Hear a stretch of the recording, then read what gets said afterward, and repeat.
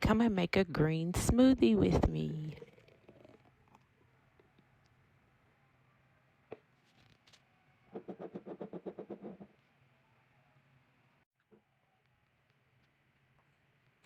Hey guys, look out for my next herbal blend video where we get into this lotus leaf, this blue lotus leaf. Have you ever heard of it? Well, come check out my next video when we get into this. Now let's get back to the mean green smoothie. Let's start with the spinach, the baby spinach.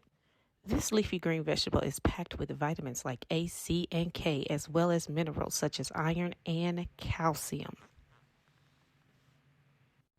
This is pineapple, banana, ginger that's been chopped up and frozen. You can use it as a substitute for ice in your smoothie.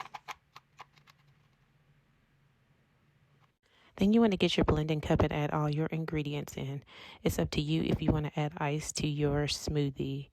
And make sure you use spring water because remember, we're keeping it healthy.